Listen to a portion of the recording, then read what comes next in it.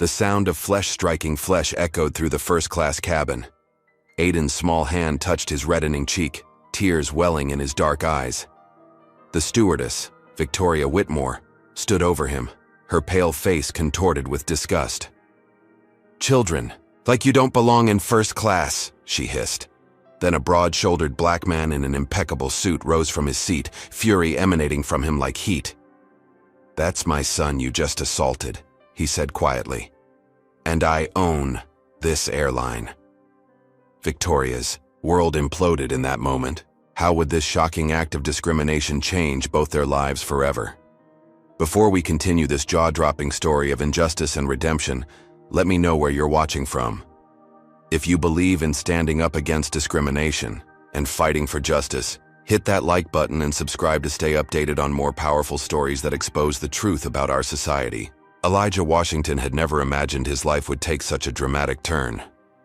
At 37, the brilliant black entrepreneur had transformed a struggling regional carrier into Horizon Airlines, one of the nation's fastest-growing air travel companies. Starting with just 2 leased planes and a vision for more inclusive air travel, Elijah had built an empire through sheer determination and business acumen that even his harshest critics couldn't deny. His greatest joy wasn't his corner office or the industry accolades, but his 4-year-old son, Aiden.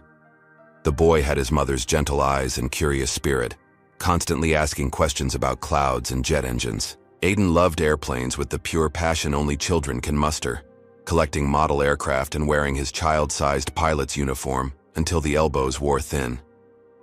The past year had been devastating for both of them.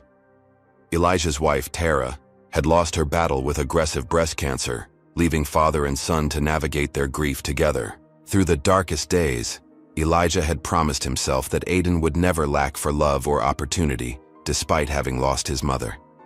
Their bond had grown unbreakable through bedtime stories, weekend museum trips, and Aiden's endless questions about how mommy had become a star in the sky. Today's flight was special, Aiden's first time experiencing his father's airline, not as a passenger, but as the son of the CEO. Elijah had arranged for them to fly from Chicago to Los Angeles, allowing Aiden to meet pilots, visit the cockpit before takeoff, and see how everything operated. The excitement in Aiden's eyes when he received his special junior executive badge made all of Elijah's hard work worthwhile. Victoria Whitmore didn't share their enthusiasm. The 45-year-old senior flight attendant had spent over 2 decades in the skies, serving first-class passengers with practiced smiles that never quite reached her eyes. When Horizon Airlines had been acquired 5 years ago, Victoria had bristled at the thought of working under black management. Her family hadn't raised her to serve those people. They were supposed to serve her. Though she maintained a professional facade, Victoria had developed subtle methods for managing black passengers who dared enter her first-class cabin. Mysterious delays in service, conveniently running out of preferred meal options, suggesting perhaps they'd be more comfortable in main cabin. Her techniques were difficult to prove, but effective at making certain passengers feel unwelcome. When Victoria spotted Elijah and Aiden boarding first class, her lip instinctively curled. Another one of them thinking money erased all boundaries. And bringing a child? First class was for serious travelers, not playground antics. She immediately assumed they must be in the wrong section, despite their immaculate attire and the respect shown by other crew members. "Victoria, that's Elijah Washington," her colleague Mark whispered as they prepared the pre-flight beverages. "He's the CEO." "I don't care if he's Barack Obama," Victoria muttered, arranging champagne flutes with unnecessary force. "First class has standards. Children disrupt the experience for real premium passengers." Mark gave her a warning look before moving on. Victoria watched as Elijah settled Aiden into the window seat, patiently helping him with the seatbelt and showing him the safety card. The boy was well behaved, she had to admit, but that wasn't the point. They simply didn't belong. As the final boarding announcement sounded, Victoria saw her opportunity. Elijah's phone rang, and after checking the screen, he apologetically told Aiden he needed to take an important call. "I'll be right back, buddy. Just 2 minutes by the galley, okay? Be good for Miss Victoria." Aiden nodded solemnly, clutching his toy airplane as his father stepped away. Victoria's smile sharpened into something predatory as she moved toward the unattended child. It was time to establish who really controlled this cabin. Aiden Washington sat quietly in his plush first-class seat, making his small toy airplane soar in gentle arcs above his tray table. His movements were measured and careful, creating just enough engine sounds with his lips to fuel his imagination without disturbing other passengers. Occasionally, he would glance toward the galley where his father stood talking on the phone, serious expressions softening whenever their eyes met. Victoria Whitmore approached with deliberate steps, adjusting her perfectly pressed uniform. "Excuse me," she said, voice laced with artificial sweetness that didn't match her cold eyes. "Are you sure you're in the right seat? First class is for our executive travelers." "My daddy said this is our seat," Aiden replied politely, his voice small but clear. "He's the boss of the whole airplane company." Victoria's smile tightened. "Aren't you creative?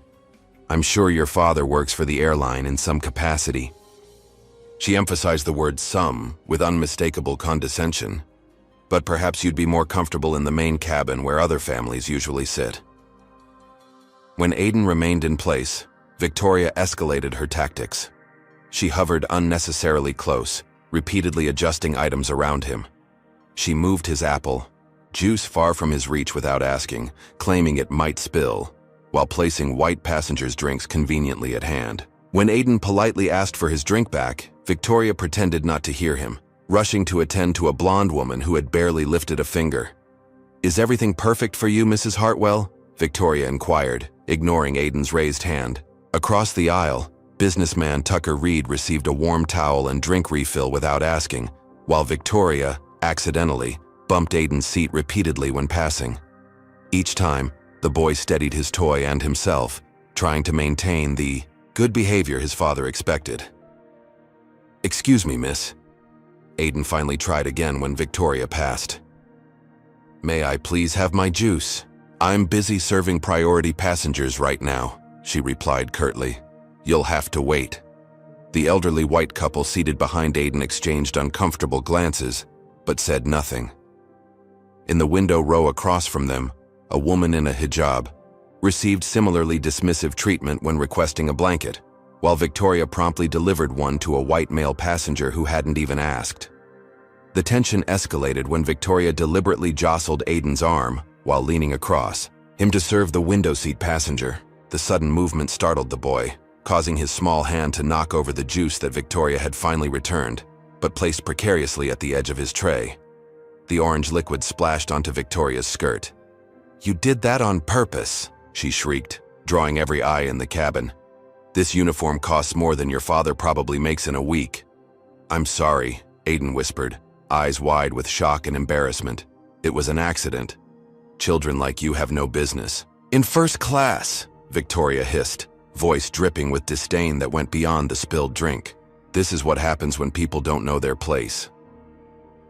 What happened next occurred so quickly that passengers would later give slightly different accounts to investigators. Victoria's hand swung in a sharp arc, connecting with Aiden's cheek, with a crack that silenced the entire cabin. The boy's head jerked sideways from the impact, his toy plane falling from his grip as his small hand rose to his stinging face. In the horrified silence that followed, Elijah Washington appeared like an avenging angel, phone call forgotten as he witnessed the assault on his son. His face transformed from disbelief to cold fury as he covered the distance to their seats in 3 long strides. "That's my son you just assaulted," he said, voice deadly quiet, yet carrying to every corner of the suddenly silent cabin. "And I own this airline." Victoria's smug expression crumbled as reality crashed in. Not some entry-level employee with delusions of grandeur.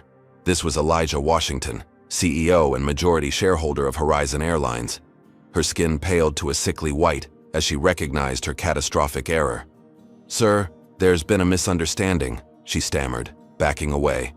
"The boy was disruptive and I was simply—" "I saw exactly what happened," interrupted Mrs. Hartwell, the blonde woman Victoria had been fawning over. "That child was perfectly behaved, and you struck him after you caused him to spill his drink." Other passengers began nodding in agreement, smartphones already recording the aftermath. The elderly couple who had watched everything unfold added their confirmation, while the Muslim woman who'd been denied a blanket stood to offer Aiden a comforting smile. Victoria's panic escalated as Mark appeared from the galley, horror evident on his face. "Victoria, what have you done?" he whispered. "I want you off this flight," Elijah stated, gathering Aiden into his arms. "As of this moment, you are suspended pending investigation. Captain Reynolds will be informed that we require an emergency crew change before departure." Victoria's composure completely shattered. "You can't do that. I've been with this airline for 20 years. It's not my fault if some people can't control their children." Her voice rose hysterically, mask falling away entirely. "This is still America. You people don't get to tell me what to do just because you got lucky with some affirmative action promotion." The collective gasp from passengers was audible as Victoria's true colors emerged fully. Mark physically stepped between her and the Washingtons as Elijah shielded his son's ears from the venomous outburst. "Security will escort you from this aircraft," Elijah stated with remarkable restraint. "And I suggest you save whatever remains of your dignity by leaving quietly. Do you think there's any excuse for hitting a child? Comment number 1 if you believe Victoria deserved immediate termination, or number 2 if you think everyone deserves a second chance. Don't forget to hit that like button if you're shocked by this blatant discrimination in action. And subscribe to hear what happens next in this explosive confrontation between corporate power and deep-seated prejudice. Will Elijah's status as CEO be enough to bring Victoria to justice? Or are some systems too broken to fix even from the top? Let's continue this incredible true story of racial injustice in American skies. The Horizon Airlines first-class cabin remained in stunned silence as airport security personnel escorted a still protesting Victoria Whitmore through the jetway. Elijah Washington sat with Aiden curled against his chest, the boy's small shoulders trembling as his father whispered reassurances. The angry red mark on Aiden's cheek had begun to darken, a physical manifestation of the trauma that would leave deeper, invisible scars.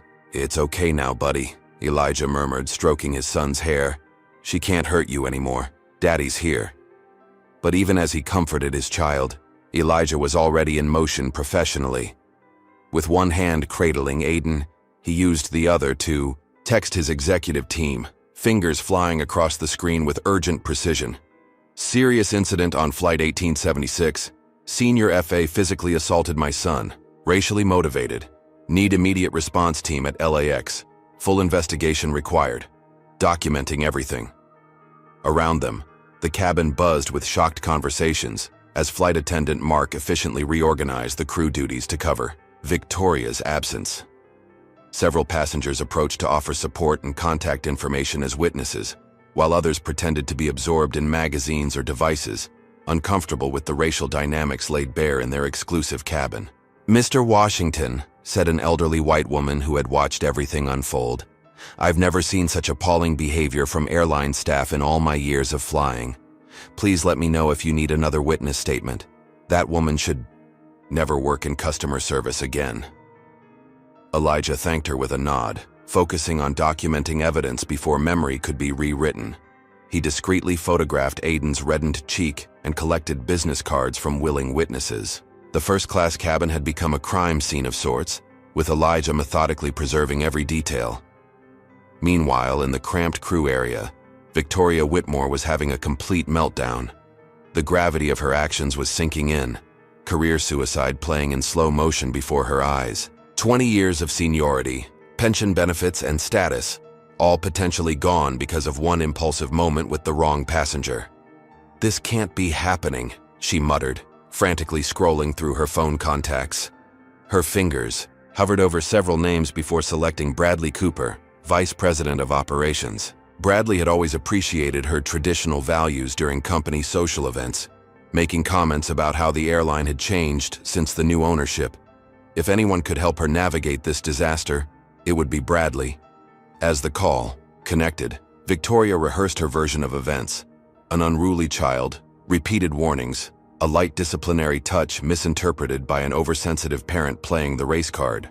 By the time Bradley answered, her alternate reality was firmly established in her mind. "Victoria? What's going on?" "I'm heading into a meeting." Bradley's voice sounded harried. "Bradley, thank God you answered. I have a situation."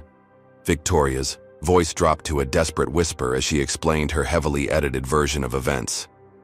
"Washington is threatening my job over proper cabin management. You know how these people can be. Any attempt at discipline and suddenly everything is racism. There was a pause before Bradley responded, his voice tightening with concern. Not for Victoria's victim, but for potential corporate fallout. Did anyone record this? I don't think so, but there were witnesses. Most of them regular first class. Passengers who understand standards must be maintained, Victoria replied, strategically omitting the passengers who had spoken against her. Listen carefully, Bradley instructed. Say absolutely nothing more to anyone. Sign nothing. I'll meet the flight at LAX and intercept before this escalates. We'll handle it internally. No police involvement necessary. Victoria's relief was palpable. Thank you, Bradley. I knew you'd understand this is just a misunderstanding blown out of proportion. Just sit tight and follow procedure. We'll make this go away, Bradley assured her before ending the call. Back in the first-class cabin, Aiden had finally fallen into exhausted sleep against his father's chest. Elijah continued working his phone, adding his chief legal officer and head of human resources to the communication chain. The incident report he drafted was meticulously detailed, leaving no room for misinterpretation. The plane finally departed, nearly an hour behind schedule. As they reached cruising altitude, the reassigned flight attendants provided exemplary service, their professionalism a stark contrast to Victoria's behavior. Yet Elijah couldn't help noticing the uncomfortable glances from several white passengers, their expressions suggesting that perhaps he had overreacted, caused unnecessary delay, or wielded his power too forcefully. When the plane finally touched, down at LAX, Elijah expected to see his crisis management team waiting. Instead, he was met by Bradley Cooper, whose tight smile didn't reach his eyes. Beside him stood two airline security officers, rather than the LAPD officers Elijah had requested. Elijah, let's handle this unfortunate misunderstanding discreetly, Bradley said smoothly, steering him toward a private lounge while signaling the security officers to intercept any approaching witnesses. No need for police involvement in what's clearly an internal HR matter. Misunderstanding? Elijah echoed incredulously, protectively adjusting his sleeping son in his arms. Your employee physically assaulted my 4-year-old child and hurled racial slurs in front of a cabin full of witnesses. That's assault and a civil rights violation. Bradley's expression remained impassive. Let's not escalate terminology. I've already begun an internal investigation. These things require careful consideration of all perspectives. His gaze flicked to Aiden and back to Elijah. Children can sometimes be difficult on flights, even well-behaved ones. High altitude affects behavior. In that moment, Elijah realized with chilling clarity that Victoria Whitmore wasn't a rogue employee, but a symptom of something far more insidious within his own company. The battle ahead would be fought not just against one racist flight attendant, but against an entrenched system that had operated beneath his notice until it had literally struck his own child. The police have already been called, Elijah stated firmly. And this isn't an internal HR matter anymore, Bradley. This is a criminal assault against my son. Bradley's facade of concern hardened into something colder. I've already spoken with the airport police. They understand this is being handled internally. Your approach is creating unnecessary liability for the company you supposedly care about, Elijah. As other passengers from the flight were directed away from the area by airline staff, Elijah saw the first signs of a cover-up in motion. The same company he had built from nothing was now closing ranks, not to protect him and his son, but to shield Victoria Whitmore from the consequences of her actions. The sleek conference room on the top floor of Horizon Airlines headquarters had once been Elijah Washington's sanctuary. With floor-to-ceiling windows offering panoramic views of the city skyline, it had been where he crafted his vision for a more inclusive airline industry. Now, less than 24 hours after Victoria Whitmore had struck his son, that same room felt like an elaborate trap. Elijah, you have to understand how this looks, Bradley Cooper said, spreading his manicured hands across the polished mahogany table. A senior executive demanding the termination of a long-term employee over what many would see as a routine discipline situation. The optics are problematic. Elijah stared at his VP of operations in disbelief. Routine discipline? She slapped my 4-year-old son across the face, Bradley. There were over a dozen witnesses. There's a bruise on his cheek that I've had documented by a physician. Children get disciplined on flights all the time when they misbehave, interjected Heather Winters, the head of HR who had always seemed supportive until now. Victoria has submitted a detailed incident report describing disruptive behavior that was affecting other premium passengers. That's an absolute fabrication, Elijah responded, struggling to maintain his composure. Aiden was quietly playing with a toy. Multiple passengers have already emailed statements confirming this. Bradley exchanged glances with Heather before continuing in a tone one might use to explain simple concepts to a child. Elijah, we all support diversity initiatives, but playing the race card over routine cabin management sets a dangerous precedent. The phrase race card landed like a physical blow. Elijah had built Horizon Airlines on principles of excellence and equity, carefully avoiding making his race central to the company narrative. He had naively believed that his success would speak for itself, that the corporate culture would naturally reflect his values. Now, watching Bradley and Heather rewrite reality before his eyes, he recognized his critical oversight. I want to review the security footage, Elijah stated firmly. Every first-class cabin has surveillance. The video will show exactly what happened. Unfortunately, there seems to be a technical issue with the recording system on that particular aircraft, Heather replied too quickly. It is looking into it, but apparently there's no usable footage. Elijah's blood ran cold. That's impossible. I personally oversaw the installation of that system. It backs up to 3 separate secure servers. Well, I've been informed otherwise, Bradley replied with a dismissive wave. But what matters now is handling this situation appropriately. We've scheduled a disciplinary review for Victoria next week, where all perspectives will be considered. All perspectives? Elijah repeated incredulously. On hitting a child? Allegedly hitting, Heather corrected. We have to follow due process. Leaving the meeting, Elijah headed straight to the IT department, only to find his executive access codes mysteriously deactivated. The security footage, that would have definitively proven Victoria's actions and vindicated Aiden, was now beyond his reach in his own company. As Elijah returned to his office, his assistant Jennifer handed him a printout with a troubled expression. This memo has been circulating through middle management since this morning. I thought you should see it. The document made Elijah's stomach churn. Marked, confidential, internal discussion only, it outlined concerns about executive overreach and potential misuse of authority in personal matters. Without naming Elijah directly, it described a situation where an executive's child was allegedly misbehaving in first class, and standard customer management techniques were employed. Most disturbing was the line suggesting certain executives may be leveraging racial sensitivity to override established procedures. The memo was unsigned, but clearly crafted to shape internal narrative. More alarmingly, it had reached dozens of department heads and managers before Elijah even knew of its existence. Jennifer, who else has seen this? He asked quietly. It's everywhere, she admitted. People are taking sides already. Some are saying Victoria is being railroaded because... Her voice trailed off uncomfortably.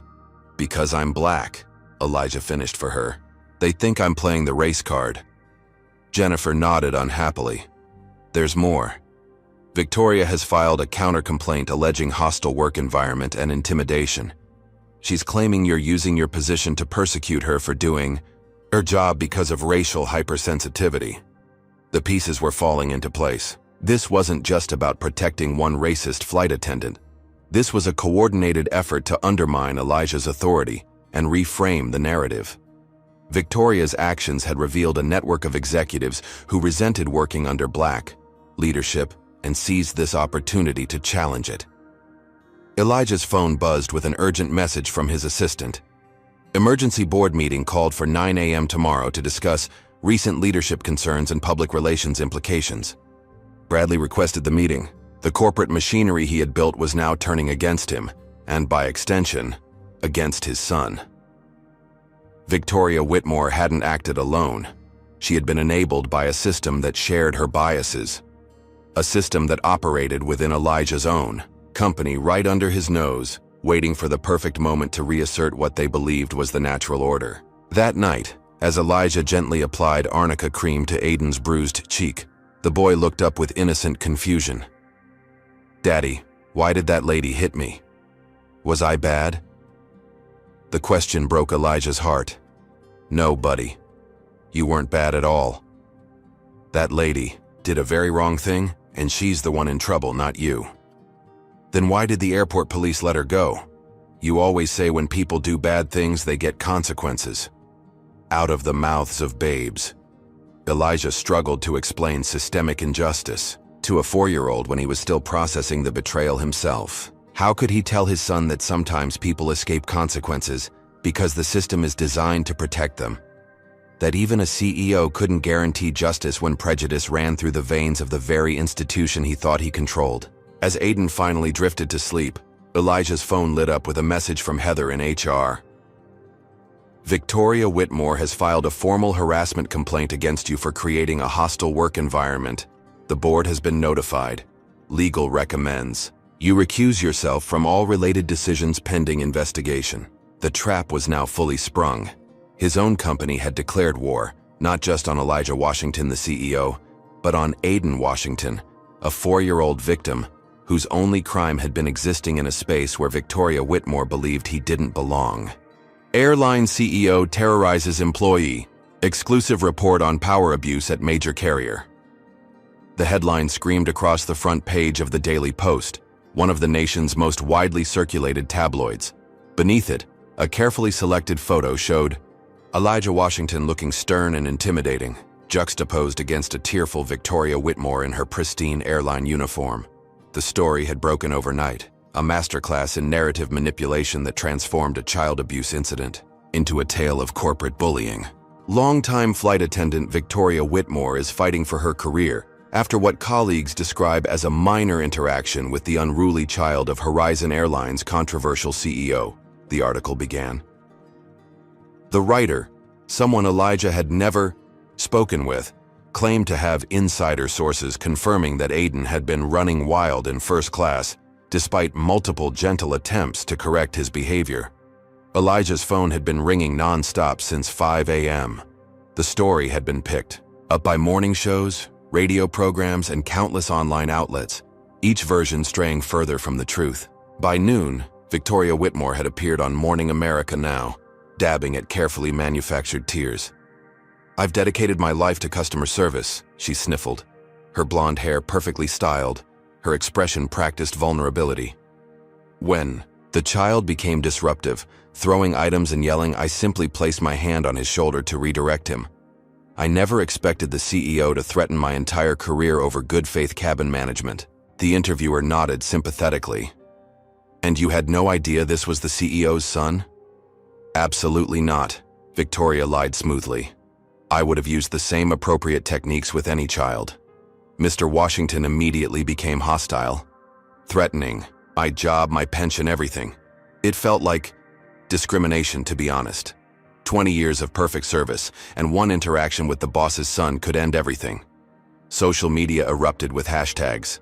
"I stand with Victoria" and "Vascar boycott Horizon" trended simultaneously. Comment sections filled with opinions from people who hadn't witnessed the incident, but suddenly considered themselves experts on airplane child discipline and corporate ethics. "Just another entitled CEO thinking the rules don't apply to his family," wrote one commenter with 10,000 likes. "This is what happens when companies prioritize diversity hires over experience," wrote another, thinly veiling the racial undertones that permeated much of the online discourse. The damage extended beyond social media. Horizon Airlines stock had dropped 11% by midday trading. Corporate clients began calling to reconsider their travel arrangements. Boycott groups organized protests at major airport terminals where Horizon operated. Elijah attempted damage control, issuing a press release detailing the actual events with witness statements, but most outlets buried these facts in favor of Victoria's more sensational narrative. His corporate communications team, typically effective, seemed oddly hesitant. Their responses delayed and watered down. The personal attacks grew more vicious and direct. Someone leaked Elijah's home address online, leading to hate mail and threatening phone calls. Security cameras caught two teenagers throwing eggs at his garage door while shouting racial epithets. Aiden's preschool called to report that other children were repeating ugly things their parents had said about the Washingtons at the dinner table. "Daddy, Tyler said his mom told him you're a bad man who hurts ladies," Aiden reported quietly after school, his 4-year-old mind struggling to process the sudden hostility from people he had considered friends. "Am I still allowed to play with him?" Elijah's heart broke watching his son navigate this new reality, where he was somehow both victim and villain in a story twisted beyond recognition. That evening, after tucking Aiden into bed with extra reassurances, Elijah noticed a familiar car parked across the street, the driver clearly taking photos of their home. It was during this lowest moment that an unexpected ally emerged. Maya Chen, an investigative reporter known for her meticulous fact-checking and unwillingness to follow pack journalism, contacted Elijah directly. "Mr. Washington, something about this story doesn't add up," she said bluntly during their first phone call. "I specialize in cases where the public narrative diverges from reality, and my instincts are screaming that we're missing crucial context here." While most reporters had simply regurgitated Victoria's tearful account, Maya had taken the time to track down passengers from Flight 1876. She'd found inconsistencies in Victoria's story and was particularly interested in her employment history. "Did you know she worked for 3 other airlines before Horizon?" Maya asked. "I'm having trouble getting details about why she left each position, which is unusual. Clean separations typically come with references willing to speak on record." Maya's investigation provided the first glimmer of hope, but Bradley and his allies were already steps ahead. Just as Maya began publishing her first skeptical pieces questioning the prevailing narrative, the board convened an emergency session, without Elijah's knowledge. "The controversy is damaging shareholder value," announced Charles Blackwell, the board chairman, in a hastily arranged conference call.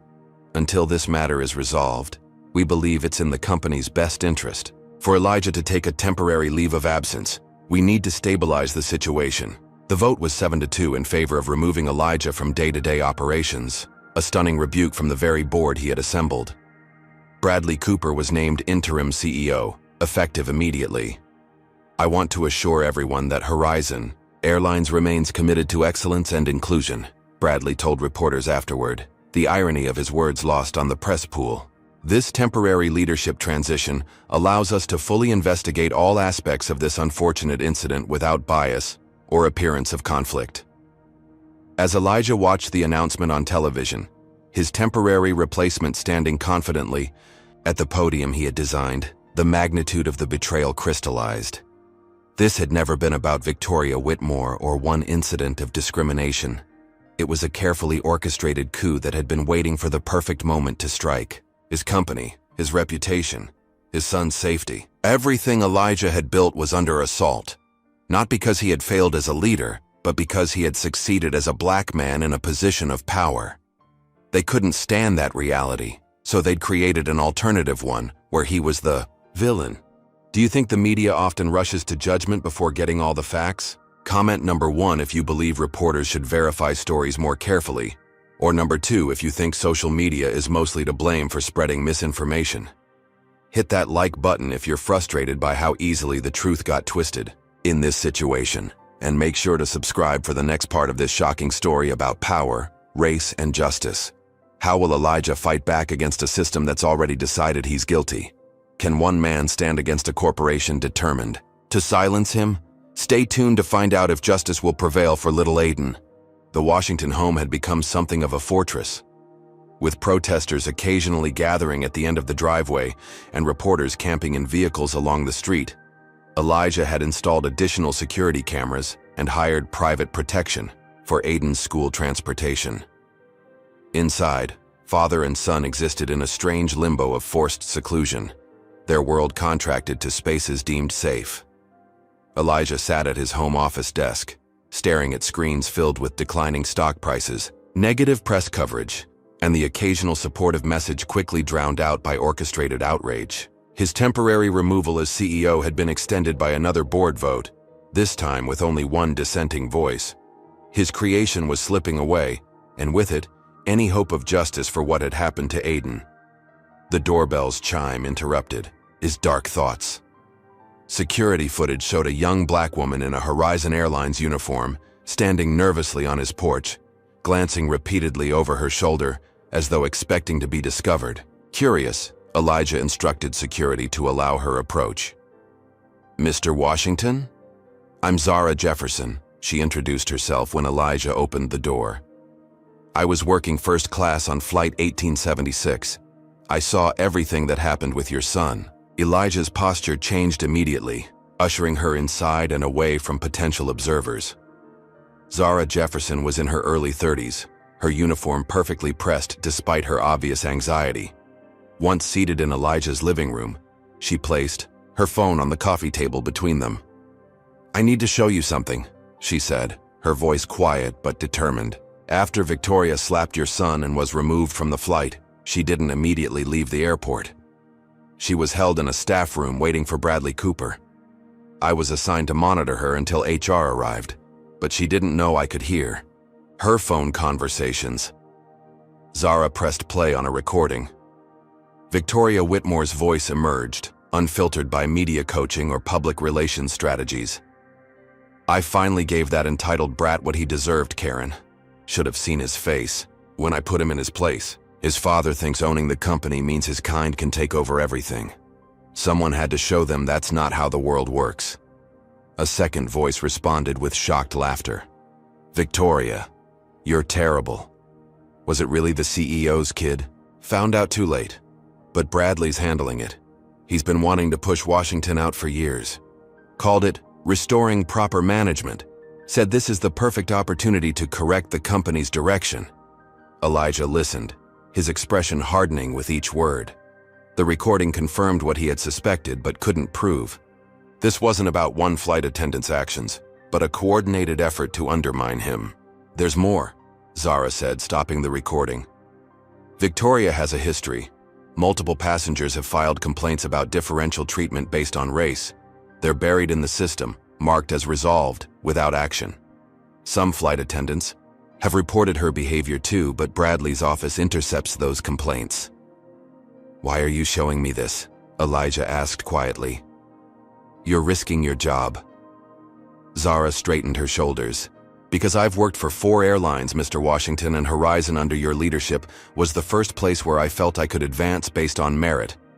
Since Bradley took over, I've been demoted from international routes. My evaluations have mysteriously dropped, and I'm watching other black employees get pushed aside. What happened to your son is happening to the company, just more slowly and without leaving visible bruises." This meeting marked the beginning of what Elijah would later call his underground resistance. Over the following weeks, a network formed of employees who recognized the injustice unfolding at Horizon Airlines. Zara became his eyes and ears within the company, bringing reports from flight attendants, baggage handlers, and mid-level managers who had witnessed similar discrimination, but feared speaking out. Each new account revealed a pattern more disturbing than isolated incidents. Victoria Whitmore wasn't an anomaly. She was the product of a system that Bradley Cooper and others had carefully maintained beneath the progressive veneer Elijah had established. They had allowed his diversity initiatives to exist on paper while sabotaging them in practice. They've been systematically moving black employees away from premium routes and high-visibility positions, reported Daniel Morris, a scheduling manager who risked meeting Elijah in a remote coffee shop, always with plausible operational explanations, but the pattern is unmistakable when you look at the data. Cabin Service Director Letitia Williams brought passenger surveys showing complaints against minority crew members were pursued aggressively, while similar complaints against white employees disappeared into administrative black holes. Maintenance Supervisor Robert Jackson detailed how safety concerns raised by black technicians required triple the documentation of those raised by their white counterparts. While this network grew, Aiden's recovery proved more challenging. The 4-year-old developed nightmares featuring the mean airplane lady, often waking in tears. He became anxious in public, asking Elijah if people looking at them were angry about the airplane. A child psychologist confirmed what Elijah already knew. Aiden was processing trauma beyond his years. What happened to your son wasn't just about one bad day, the psychologist explained gently. It was his first encounter with being seen as less than because of his race. Children absorb these experiences deeply, even when they lack the vocabulary to express them. Watching Aiden struggle strengthened Elijah's resolve. This fight wasn't just about reclaiming his company. It was about creating a world where his son wouldn't face such treatment again. Every new ally, every piece of evidence collected, represented a small step toward that goal. The breakthrough came when Zara discovered something alarming during her shift at headquarters. Bradley had ordered IT to systematically delete all security footage from Flight 1876, but his instructions extended beyond that single incident. He's erasing evidence of every discrimination complaint filed in the past 3 years, Zara reported urgently. Not just Victoria's case, everything that could establish a pattern. The system shows access logs of specific files being deleted.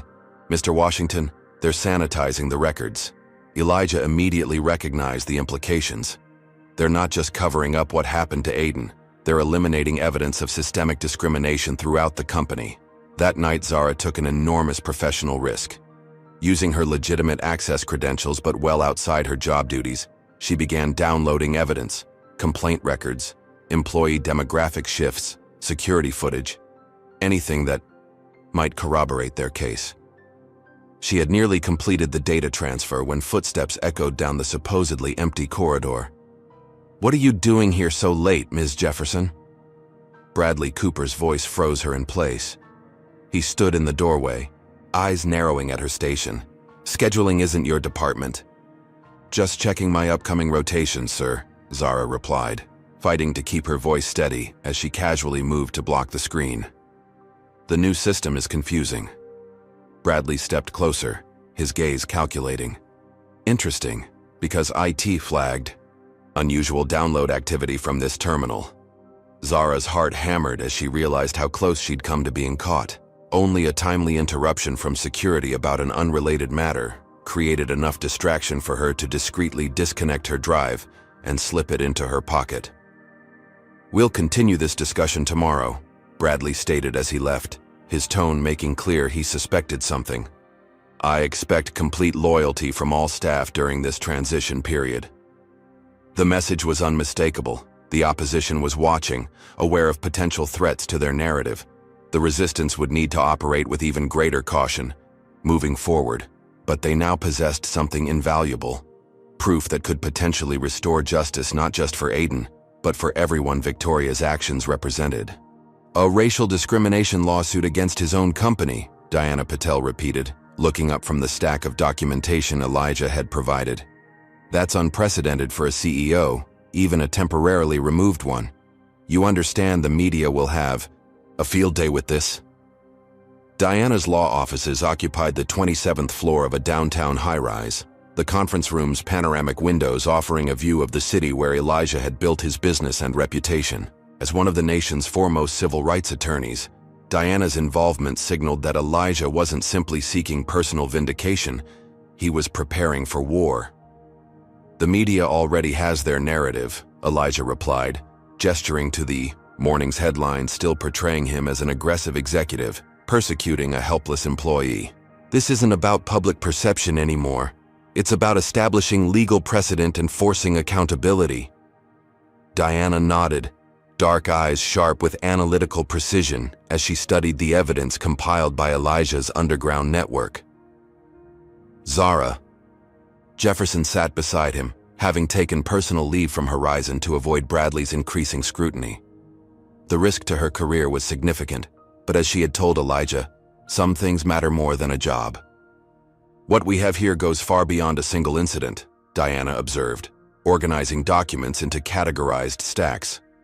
"Victoria's assault on your son was merely the visible eruption of a long simmering pattern. The discrimination is systemic, with clear evidence of upper management complicity. The legal strategy they developed was multi-pronged. A federal discrimination lawsuit naming both Victoria Whitmore and Horizon Airlines as defendants, separate actions for assault against Victoria personally, and corporate malfeasance claims. against Bradley Cooper and board members who had actively participated in the cover-up. Diana's team of investigators soon uncovered something Elijah hadn't known. Victoria Whitmore's history extended beyond Horizon Airlines. She had left 3 previous carriers under suspicious circumstances, each separation accompanied by sealed settlements and non-disclosure agreements. "She's been doing this for years," Diana explained, sliding redacted complaint forms across the table.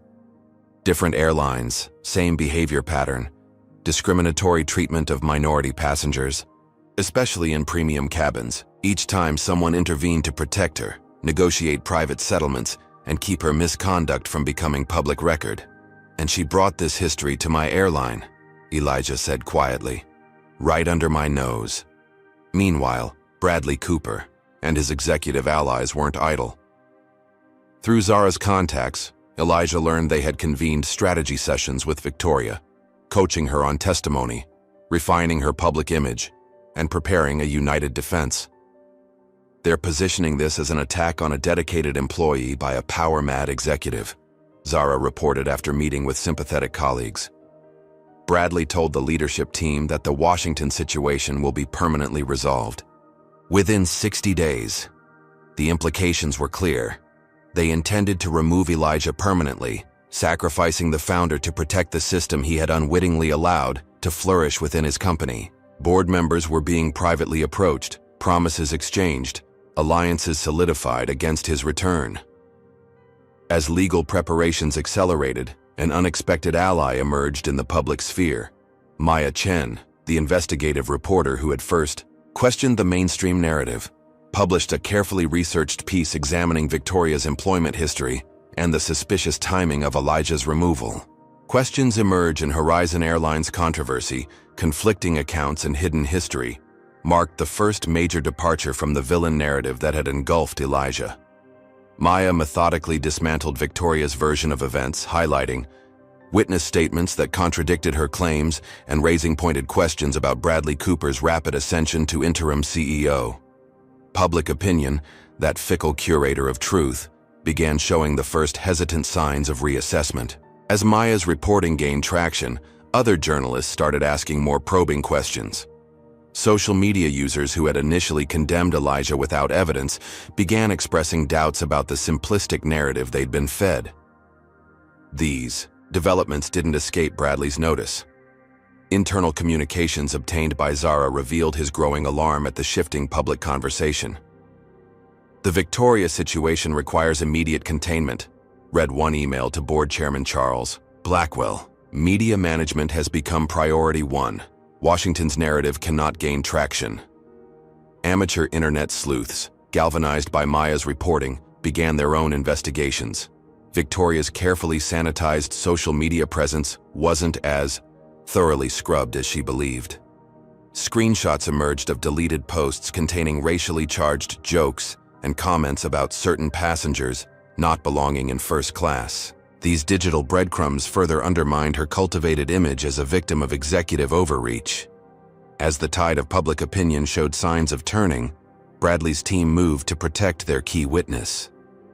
Victoria Whitmore suddenly became unavailable for follow-up interviews, her social media accounts deactivated without explanation. Zara's contacts reported Victoria had been moved to a company-paid hotel suite with strict instructions to avoid all public or press contact. "They're hiding her," Diana concluded during an update meeting in her office. "Our subpoena for her deposition is scheduled for next week. If she's suddenly unavailable or leaves the country, it strengthens our argument about company complicity."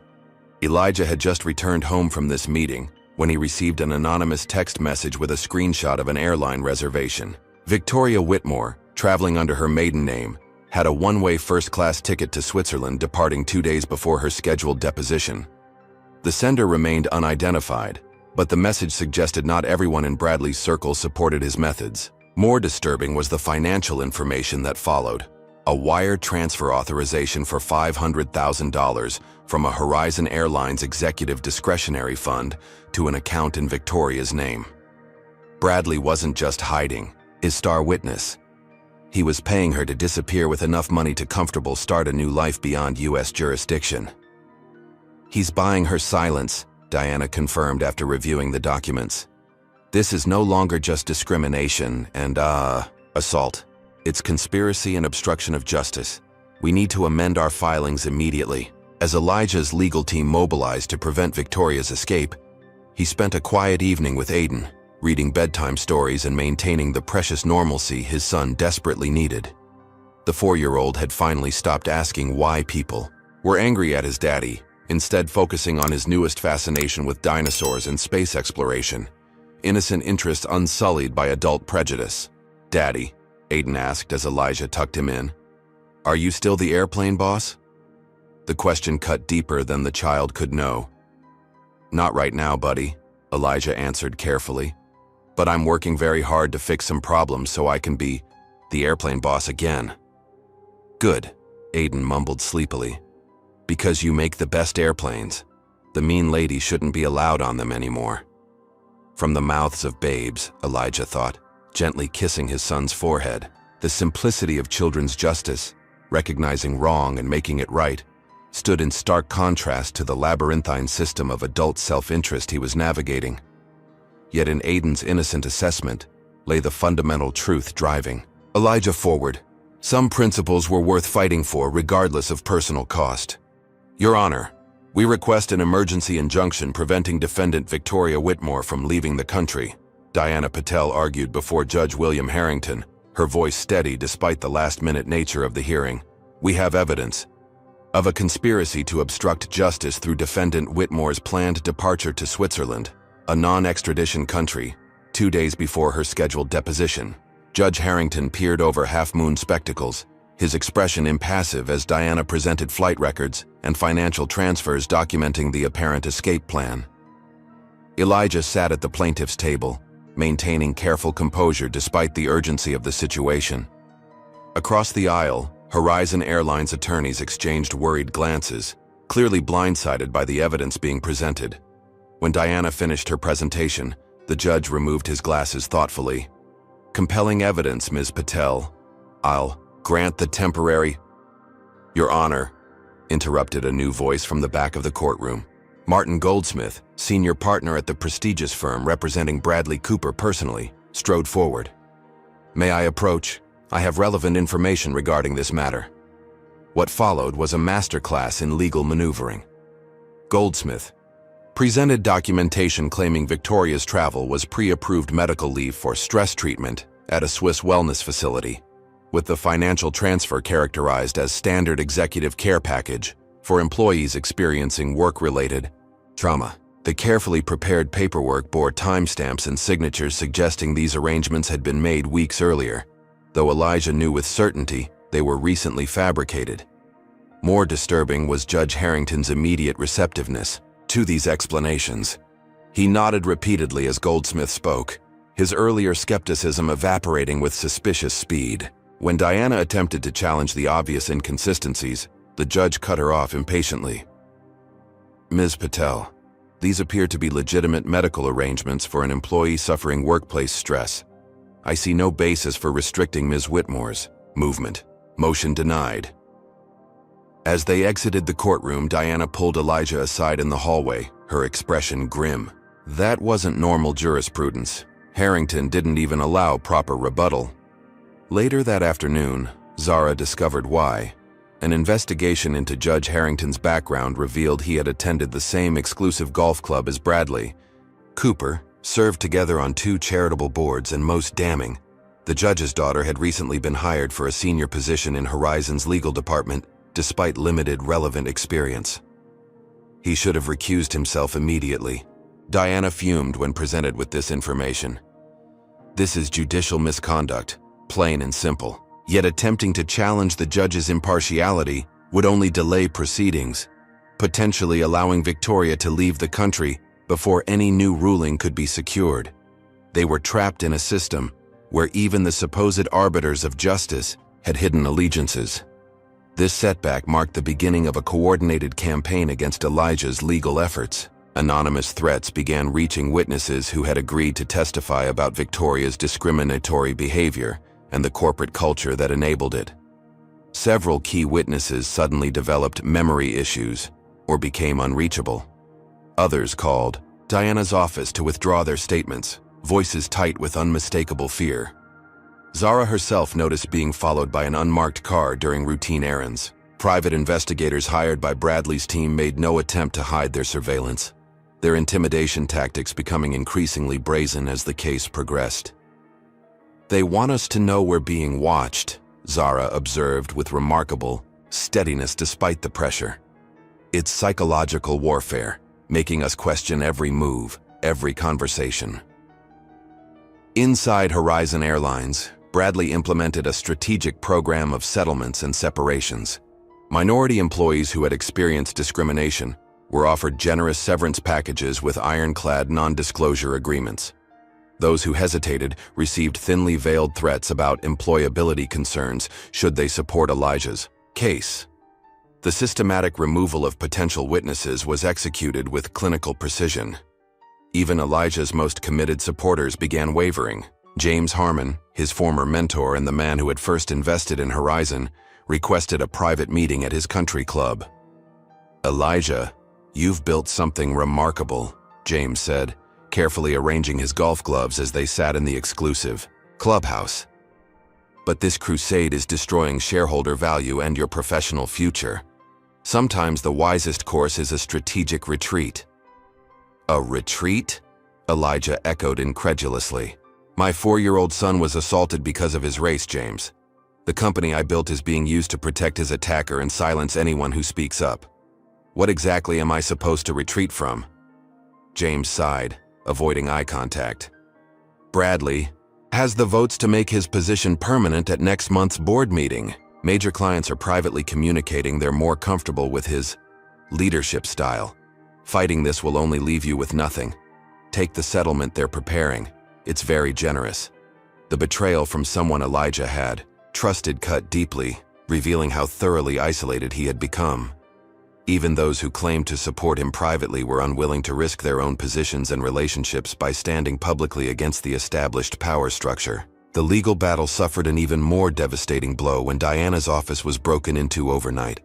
Security cameras had been professionally disabled, and the intruders targeted very specific materials, all evidence related to Victoria's employment history, witness statements regarding the incident with Aiden, and the financial documentation of her planned departure. The remaining evidence existing in electronic form was insufficient without the original sworn statements and authenticated documents. Police investigators went through the motions of collecting evidence, but Diana recognized the futility. "This wasn't a random break-in," she told Elijah grimly. "They knew exactly what to take, exactly when to strike, and exactly how to make it look like a routine burglary. We're facing opponents with resources and connections throughout the system." The final hammer fell 2 days later in Judge Harrington's courtroom. With key evidence mysteriously missing and witnesses suddenly unavailable, the judge granted the defense motion to dismiss the entire case for insufficient evidentiary basis. Furthermore, Judge Harrington added with poorly disguised satisfaction, "The court finds the plaintiff's claims sufficiently without merit to justify defendant's request for recovery of legal fees." Not only had Elijah lost his case, he was now ordered to pay the legal expenses of the very people who had orchestrated his son's trauma and the subsequent cover-up. The systematic dismantling of justice had been executed with frightening efficiency. Outside the courthouse, reporters swarmed as Bradley Cooper delivered a prepared statement. "Horizon Airlines is gratified that these baseless accusations have been properly dismissed. We remain committed to our inclusive corporate culture and look forward to putting this unfortunate chapter behind us." No mention of Aiden, no acknowledgement of the assault that hundreds had witnessed. Just corporate platitudes crafted to close the book on an inconvenient disruption to business as usual. As cameras flashed and microphones captured Bradley's carefully rehearsed concern for healing the company, Elijah stood silently at the periphery, watching justice slip away, not through honest defeat, but through methodical corruption of the very systems designed to protect the vulnerable. What would you do if the entire system was rigged against you? Comment number 1 if you think Elijah should keep fighting despite everything, or number 2 if you believe sometimes you have to know when to walk away from a rigged game. Hit that like button if you're shocked by how deeply corruption can run through our institutions. Make sure to subscribe for the next installment where we'll see if Elijah finds a way forward when every door seems closed. With his company taken, his reputation damaged, and even the courts failing him, what options remain? Can justice ever prevail against such overwhelming odds? Stay tuned to find out what happens next in this shocking true story of power and prejudice in corporate America. Elijah Washington stood alone at the panoramic windows of his home office, watching rain streak down the glass in rivulets that mirrored his cascading losses. The legal defeat had been total. Case dismissed, reputation shattered, finances strained by mounting legal costs he'd been ordered to cover. Even Diana Patel, ever the fighter, had been forced to acknowledge the systemic blockade they faced at every turn. The formal board meeting to permanently remove him as CEO was scheduled for tomorrow morning. After weeks of carefully orchestrated pressure, Bradley Cooper had secured the votes needed to complete his corporate takeover. The proxy statements had been filed, the press release drafted, the transition already treated as a foregone conclusion by industry analysts and former allies alike. His phone buzzed with a text from Jennifer, his former executive assistant who still risked her position to keep him informed. BC has scheduled management restructuring for Friday, complete overhaul of diversity initiatives, ZJ being investigated for expense irregularities. They're setting her up. Zara Jefferson, whose courage had provided their only real evidence, was now being systematically destroyed as a witness. The fabricated expense fraud allegations would make any testimony from her appear self-serving and retaliatory, effectively neutralizing one of their last credible voices. The doorbell rang, revealing a messenger with a thick envelope bearing the Horizon Airlines logo. Inside was the formal separation agreement Bradley's team had prepared, a multi-million-dollar severance package contingent upon Elijah signing comprehensive non-disclosure and non-disparagement clauses. The message was clear: take the money, walk away, and never speak publicly about Victoria Whitmore or discrimination at Horizon again. Beside the corporate documents lay a smaller envelope containing Aiden's junior executive wings pin, returned from the company offices where it had been displayed in a case of significant company memorabilia. The small gold pin glinted accusingly in Elijah's palm, another piece of his son's innocence casually discarded. That evening, tucking Aiden into bed, Elijah struggled to maintain the protective facade he'd constructed around their home life. Despite his best efforts, the stress had seeped through, affecting the normally energetic 4-year-old. "Daddy," Aiden asked as Elijah adjusted his dinosaur comforter, "do bad people always win?" The question froze Elijah mid-motion. "What makes you ask that, buddy?" "Tyler at school said his dad told him the mean airplane lady got promoted, and you got fired because that's how the world works." Aiden's innocent eyes searched his father's face for reassurance. "He said some people always get away with being mean." Elijah carefully sat on the edge of the bed, buying time to compose a response that wouldn't burden his son with adult cynicism, yet wouldn't perpetuate false hopes. "The world isn't always fair right away, Aiden. Sometimes good people have to work extra hard to make things right." "But are you giving up?" Aiden persisted with the devastating directness of children. "Ms. Patrice at school says we should never give up when something's important." The question hit with the force of revelation. Was he giving up? The separation papers waited downstairs, the pen positioned precisely atop the signature line. 1. Signature and the financial security of his family would be guaranteed, the legal harassment would end, and he could begin rebuilding his life elsewhere. But what would that teach Aiden? That justice was negotiable, that standing against wrong had limits, that principled fights should be abandoned when the cost grew too steep. Meanwhile, Maya Chen's continued investigation into Victoria's background had reached frustrating dead ends. Corporate sources stopped returning calls. Witnesses who had initially agreed to speak retracted their cooperation, and even public records seemed to vanish from databases. The wall of silence surrounding Victoria Whitmore had been masterfully constructed. Victoria herself had returned from her brief medical leave in Switzerland, resuming a carefully managed public presence.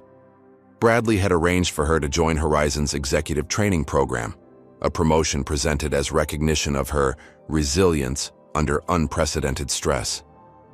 Photos of Victoria leading diversity workshops appeared in company newsletters, a cynical attempt to rebrand her as a champion of inclusion. Within the company, Zara reported through encrypted messages that employees who had supported Elijah were being systematically transferred to undesirable routes.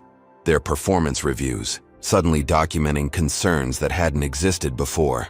The purge was methodical, designed to leave no traces of discrimination while effectively eliminating every ally Elijah had cultivated. The notification that Zara herself had been suspended pending investigation arrived on the same day Elijah discovered racist graffiti sprayed across his garage door, crude slurs and threats that required him to explain to Aiden why they needed to stay with Elijah's parents temporarily. The message couldn't have been clearer. Continued resistance would only bring more severe consequences. That night, sitting in his childhood bedroom in his parents' home while Aiden slept fitfully down the hall, Elijah finally began drafting his resignation letter. The words came mechanically, corporate platitudes about seeking new opportunities and wishing the company continued success. Each sentence felt like a surrender, not just of his position but of the principles that had guided his career. His father appeared in the doorway, observing silently before speaking. "I remember when you started that airline. Everyone said you'd fail within 6 months." Elijah looked up wearily. Maybe they were right after all. "That's not my son talking," the older man replied, entering the room and sitting heavily on the edge of the bed. "My son built something from nothing because he refused to accept the world as it was. He saw barriers and found ways through them, over them, or around them. This is different, Dad. They have everything. The company, the courts, the media. They've taken it all." His father's weathered hand rested on the resignation letter, covering the words of surrender. "They haven't taken your voice. They haven't taken your truth. And most importantly, they haven't taken your example to that boy sleeping down the hall. He's watching you, Elijah, learning what a man does when the world shows its ugliest face." The simple wisdom pierced Elijah's despair. Aiden's question echoed in his mind. Do bad people always win? The answer would be determined not by Victoria Whitmore or Bradley Cooper, but by his own willingness to continue fighting when victory seemed impossible. With sudden clarity, Elijah tore the resignation letter in half. He wouldn't sign Bradley's separation agreement. He wouldn't quietly disappear. If they wanted to remove him from the company he built, they would have to do it publicly, with the whole world watching. He might have lost this battle, but surrendering the war was a choice he didn't have to make. Not when Aiden's understanding of justice hung in the balance. "Mr. Washington, my name is Kevin Delgado. I worked in IT at Horizon until last month." The voice on the phone sounded nervous but determined. "I have something you should see." Elijah had received dozens of crank calls since his case became public, but something about this caller's specificity made him listen. "What is it exactly?" "Complete security footage from Flight 1876, all angles, full audio. I was the systems administrator responsible for video backups when Bradley ordered everything deleted. I made a copy first." 60 minutes later, Elijah and Diana Patel sat in her office, watching crystal-clear footage that documented every moment of Victoria's assault on Aiden. The multiple camera angles captured her deliberate provocations, her aggression, and most damningly, her clear racial animus expressed in muttered comments picked up by sensitive microphones. "This changes everything," Diana said, pausing the video where Victoria's hand connected with Aiden's face. Complete contradiction of her sworn testimony. Proof of perjury, assault, and civil rights violations. Kevin Delgado sat nervously across from them, hands fidgeting on his lap. "There's more. After I was terminated for performance issues, which started immediately after I questioned the deletion request, I archived everything I could access. Financial records, HR complaints, internal communications about diversity hiring. Bradley Cooper and his team have been systematically undermining your initiatives for years." As Diana began cataloging this new evidence, Elijah received a text from an unknown number. "Check your email. Passenger in 2A recorded everything. Wanted to come forward sooner but was threatened. Not afraid anymore." The attached video, shot from a passenger's phone, provided another angle of the assault. More importantly, it captured Victoria's unguarded comments immediately after, including explicit racial slurs that removed any doubt about her motivations. These developments coincided with notification from the Department of Transportation that they had opened an independent investigation into discrimination complaints at Horizon Airlines. The federal inquiry, triggered by multiple passenger reports similar to Aiden's experience, operated outside the jurisdiction of the local courts that had failed Elijah so completely. That same afternoon, Maya Chen called with her own breakthrough. I found 3 former passengers who filed complaints about Victoria at her previous airlines.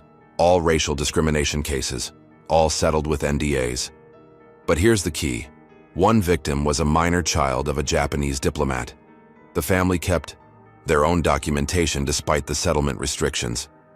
The pieces were falling into place with startling speed. After weeks of systematic obstruction, multiple independent sources were suddenly breaking through the barricades Bradley had constructed. Elijah's phone lit up with a call from an unexpected source. William Kingsley, Horizon Airlines' largest institutional investor. Washington, we need to talk. These allegations about corporate governance irregularities have my risk management team concerned. This isn't about one incident anymore. It's about fiduciary responsibility and potential securities violations. The financial implications of Bradley's cover-up had finally penetrated the protective shield of corporate solidarity. Kingsley represented billions in investment capital, and his concerns about governance irregularities translated to serious questions about Horizon's leadership, questions that threatened stock value in ways the board couldn't ignore. Meanwhile, Victoria Whitmore's carefully constructed public rehabilitation began unraveling. Emboldened by others coming forward, a flight attendant who had worked with Victoria for years shared screenshots of text messages where Victoria boasted about how she handled minority passengers who didn't know their place in premium cabins. The most damaging blow came from Victoria herself. Growing increasingly confident after months of protection from Bradley's team, she became careless. During a management training session, she typed a message intended for a private group chat of executive allies, complaining about diversity, hires diluting standards, and mocking the absurd sensitivity around disciplining that Washington brat. Instead, she accidentally sent it to the company-wide distribution list. The message reached every employee at Horizon Airlines simultaneously, including those who had been skeptical of Elijah's claims.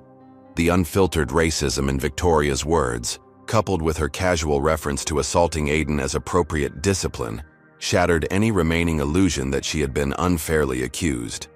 By evening, Zara Jefferson had organized an impromptu employee meeting that quickly evolved into plans for a company-wide walkout.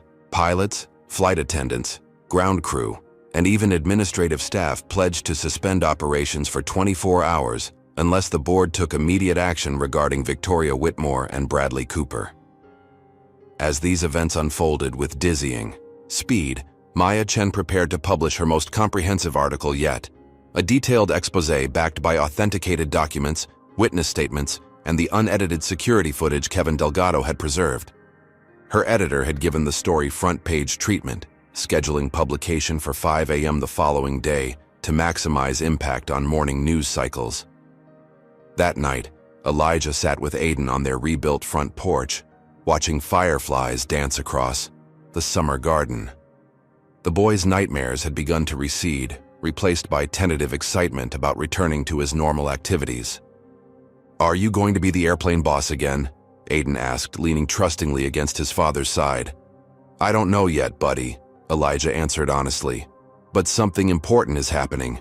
Remember how we talked about standing up when things aren't fair even when it's hard?" Aiden nodded solemnly.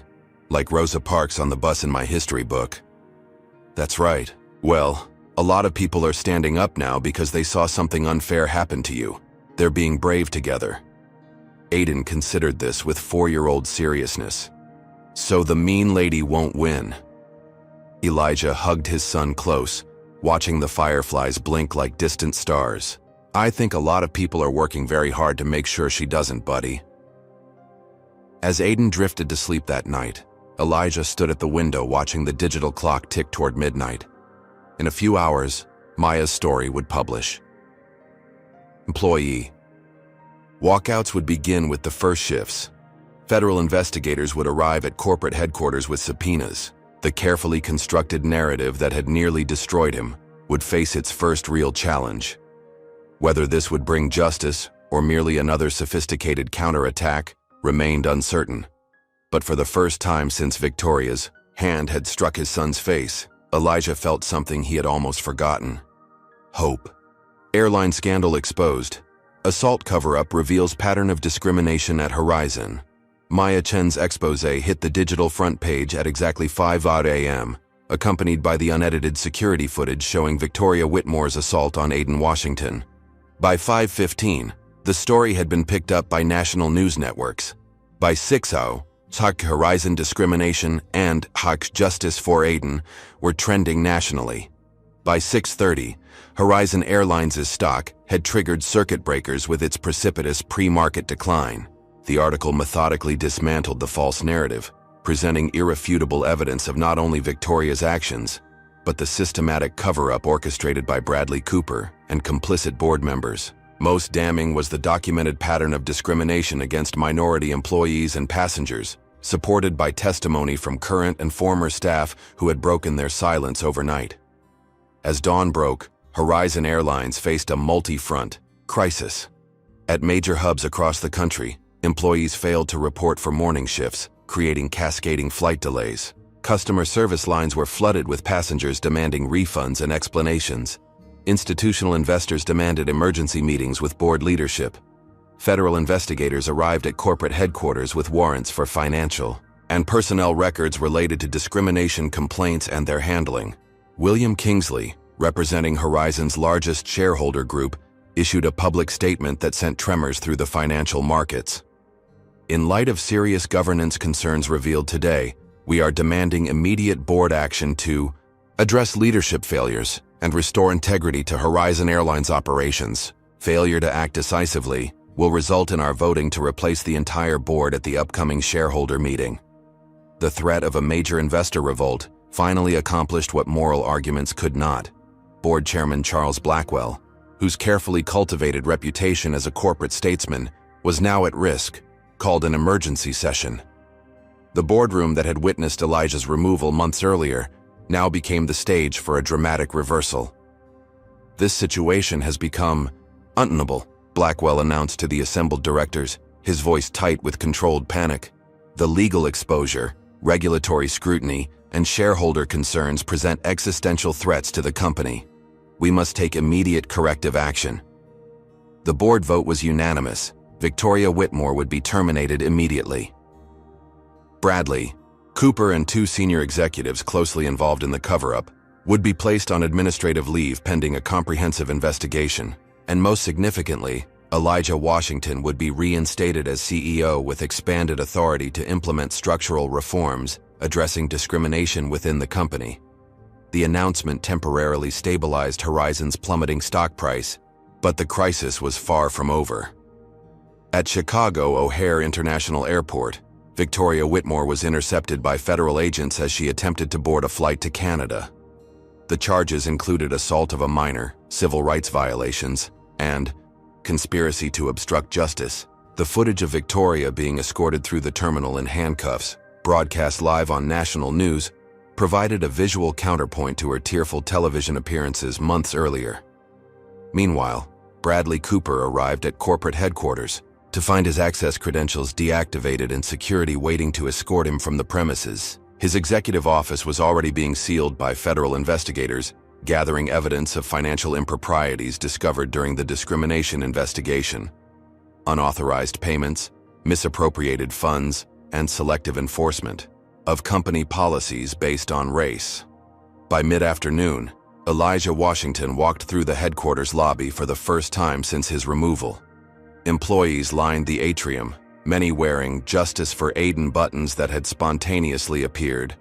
Throughout the company, their applause built slowly at first, then crescendoed into a thunderous welcome that echoed through all 17 floors.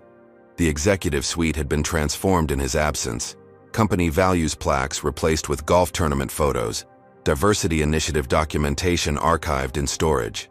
Reversing Bradley's aesthetic and substantive changes would take time, but symbolic restoration began immediately with Elijah's first official act, reinstating Zara Jefferson and appointing her to lead a newly created Office of Inclusion and Accountability with direct reporting lines to the CEO and board.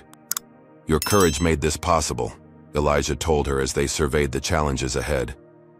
"When everyone else calculated the personal cost and stayed silent, you risked everything to stand for what's right." The judicial system that had failed so completely began a painful self-correction. Judge William Harrington announced his immediate retirement amid ethics investigations into his undisclosed relationships with Horizon executives. The district attorney opened a criminal investigation into the suspicious break-in at Diana Patel's office, with evidence pointing to private security contractors hired through shell companies linked to Bradley's personal attorney. Victoria Whitmore's legal strategy collapsed under the weight of irrefutable video evidence. Faced with multiple felony charges and the prospect of years in prison, she accepted a plea agreement requiring full cooperation with ongoing investigations into discriminatory practices at Horizon and the airlines where she had previously worked. Her public statement acknowledging her actions and their racial motivations provided a measure of vindication, though nothing could fully heal the trauma inflicted on Aiden. The corporate culture that had enabled Victoria required more profound intervention. Elijah implemented comprehensive reforms, including mandatory bias training, anonymous reporting systems for discriminatory incidents, and independent review of all passenger complaints involving potential discrimination. Most importantly, he established transparent promotion criteria and removed the informal networks that had allowed Bradley's faction to consolidate power through preferential advancement of those who shared their biases. "Changing policies is the easy part," Elijah explained during a company-wide address. "Changing culture requires sustained commitment and accountability at every level. What happened to my son wasn't an isolated incident. It was the visible symptom of systemic problems that hurt passengers, employees, and ultimately our business." The legal vindication came when a new judge reinstated Elijah's lawsuit with the expanded evidence base, leading to substantial settlements for discrimination victims and structural remedies enforceable by court oversight. Bradley Cooper and several board members faced personal liability for their roles in covering up discriminatory practices, with several ultimately settling shareholder lawsuits for millions. But the most meaningful moment for Elijah came weeks later, when Aiden asked to visit the airport again. The boy had developed anxiety about flying since the assault, but after careful preparation with his therapist, felt ready to see airplanes again, an important step in reclaiming his childhood enthusiasm. As they walked through the terminal, toward the observation deck, Aiden squeezed his father's hand tightly when uniformed flight attendants approached. But instead of fear, he was met with gentle smiles and respectful distance. Several crew members recognized him, offering small waves but carefully avoiding overwhelming the child who had become an unintentional symbol of their collective reckoning.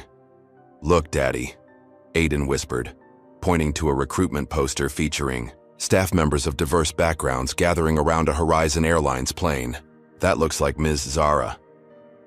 Elijah followed his son's gaze to the newly designed advertisement where Zara Jefferson indeed stood prominently among the featured employees. The tagline read, "Horizon Airlines, where everyone belongs." It was a small thing, corporate marketing designed to rebuild a damaged brand. But in Aiden's cautious smile as he studied the image, Elijah glimpsed something profoundly important. His son beginning to believe, once again, that the world could be fair, that wrong actions had consequences, and that standing against injustice wasn't futile after all. The long journey toward healing, for Aiden, for the company, for a system that had nearly failed them completely, had only begun. But watching his son's face light up as a Horizon plane soared overhead, Elijah allowed himself to believe that justice, while imperfect and delayed, had finally taken flight. 1 year had passed since the moment that changed everything, a single act of discrimination that revealed systemic failures and ultimately forced a reckoning throughout Horizon Airlines and beyond. The company headquarters buzzed with activity as employees prepared for the anniversary conference appropriately titled Transforming Corporate Culture, Lessons from Crisis. Elijah Washington stood at the windows of his restored office, watching aircraft bearing the redesigned Horizon logo taxi across the distant runways. Each bore the new tagline, "Rising Together Beneath the Company Name," a public commitment to the values nearly lost during the darkest chapter of their corporate history. The transformation had been comprehensive. Victoria Whitmore's guilty plea to assault and civil rights violations had resulted in 3 months incarceration, followed by extensive community service at minority youth organizations. More significantly, the court had mandated her participation in intensive anti-racism training programs, the results of which she now shared as a case study in bias intervention. Victoria would never work in aviation again, but her journey from entitled aggressor to reluctant accountability had become an unexpected educational tool. Her court-ordered public speaking engagements describing her awakening to privilege and prejudice reached thousands of corporate employees across industries. Her personal descent and partial redemption illustrating the human cost of unchecked bias. Bradley Cooper and his executive allies had faced more severe consequences. Federal investigators had uncovered financial improprieties beyond the discrimination cover-up, selective contract awards, misappropriated funds, falsified performance metrics designed to prevent minority advancement. The resulting charges for conspiracy, fraud, and obstruction of justice had sent several former executives to federal prison, with Bradley himself awaiting sentencing after multiple guilty verdicts. The board overhaul demanded by major investors had replaced 2/3 of directors with individuals committed to governance, transparency, and authentic diversity initiatives. The new leadership structure included expanded oversight authorities, specifically focused on workplace culture and discrimination prevention, with quarterly metrics shared publicly as part of corporate reporting. Most gratifying for Elijah had been Zara Jefferson's transformation from whistleblower to institutional change agent. As Executive Vice President for Inclusion and Accountability, she had built a department that operated with genuine authority, able to influence hiring, promotion, and policy decisions throughout the company. The diverse team she assembled consulted with other airlines establishing similar structures, extending their impact throughout the industry. The latest employee satisfaction numbers just came in, Zara reported during their morning briefing, sliding a tablet across Elijah's desk. 87% report feeling respected regardless of background, up 23 points from last year. Retention rates for minority employees have stabilized at industry-leading levels. The statistics represented more than corporate metrics. They reflected thousands of individual experiences improved through structural changes that prevented abuses like Victoria's from recurring. Each percentage point signified employees who no longer feared discrimination without recourse, passengers who could expect consistent treatment regardless of appearance, and a workplace where merit determined advancement rather than unacknowledged bias. These transformations hadn't happened easily or without resistance. Implementing comprehensive reforms required constant vigilance against subtle sabotage and institutional inertia. Several executives who couldn't adapt to the new requirements had departed, some loudly claiming reverse discrimination or excessive political correctness on their way out. But for each departure, multiple new hires arrived bringing fresh perspectives and authentic commitment to the reformed culture. The congressional hearing where Elijah testified about corporate discrimination had catalyzed industry-wide examination of airline practices. His powerful testimony about Aiden's experience and the subsequent cover-up attempt had silenced even the most skeptical committee members. The resulting legislative proposals, dubbed the Washington Standards by industry press, promised to establish uniform requirements for bias prevention training, incident reporting, and executive accountability. "Daddy, are we going to be late?" 5-year-old Aiden's voice pulled Elijah from his reflections. The boy stood in the office doorway wearing his junior executive badge, excitement evident in his bouncing energy. "You promised we could see the new plane before everyone else." Aiden's recovery had been the most meaningful measure of the year's progress. Through careful therapy, consistent support, and honest age-appropriate discussions about what had happened, he had gradually reclaimed his love of aviation.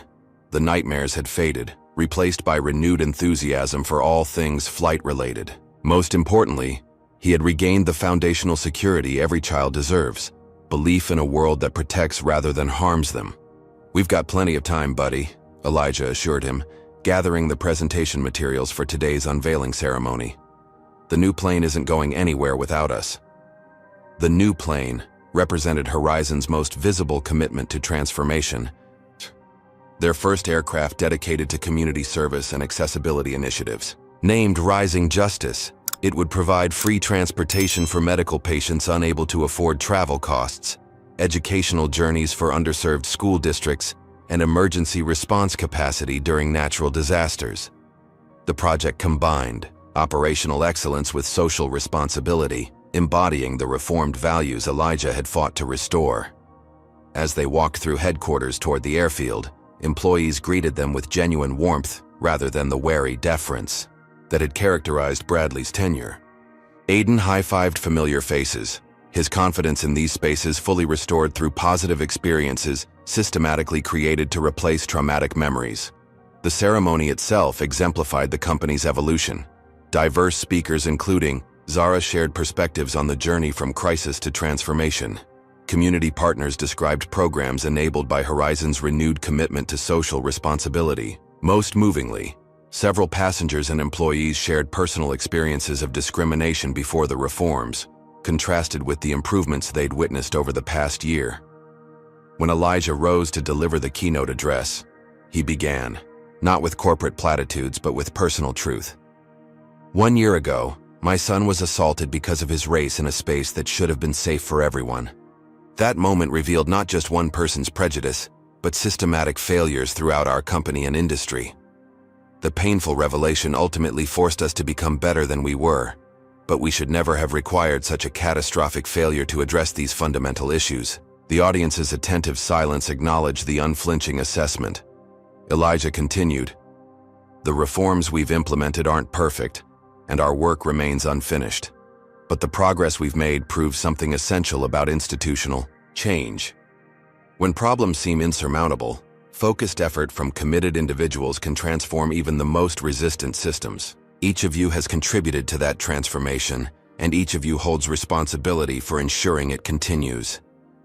After the ceremony, as attendees toured the new aircraft, Elijah noticed Aiden deep in conversation with a young black family hesitantly approaching the boarding stairs. The parents appeared nervous about entering the first-class cabin where staff were conducting tours, their body language suggesting the habitual caution of those accustomed to being unwelcome in exclusive spaces.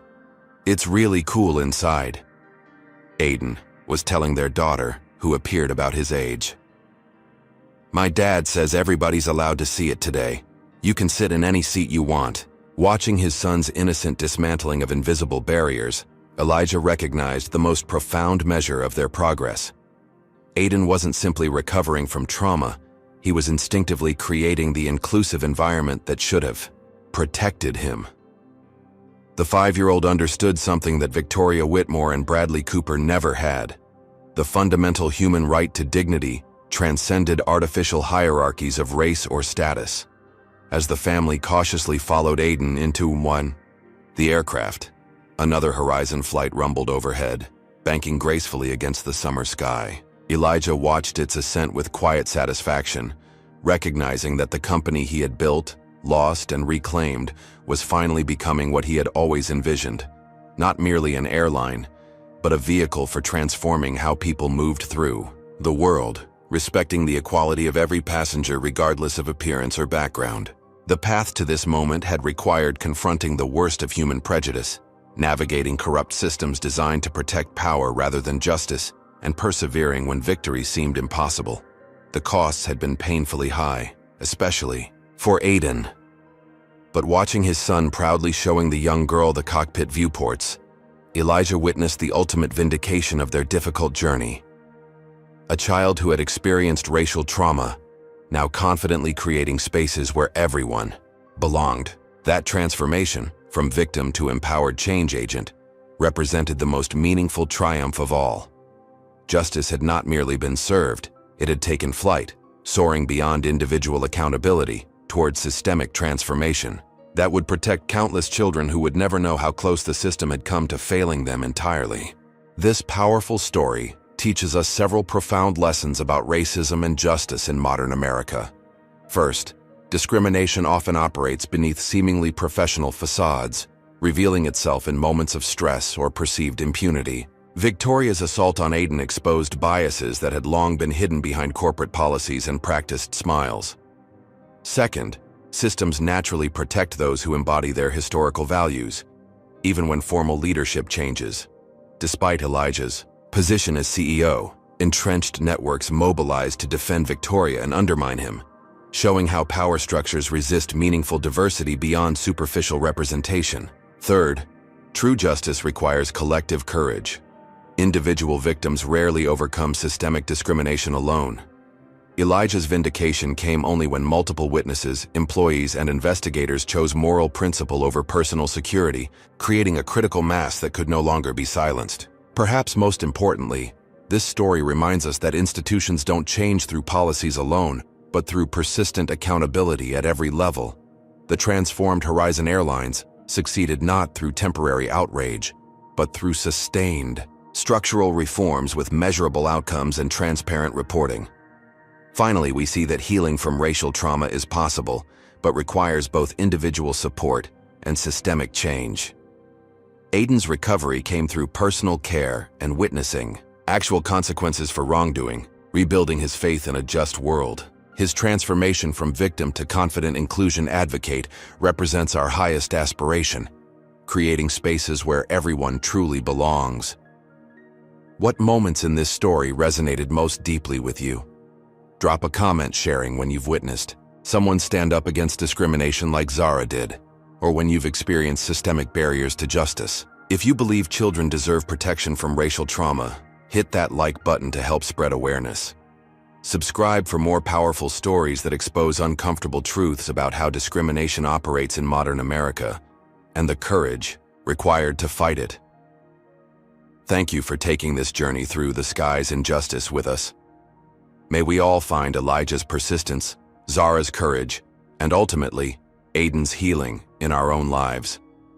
Together, we can create a world where belonging isn't determined by appearance but by our shared humanity.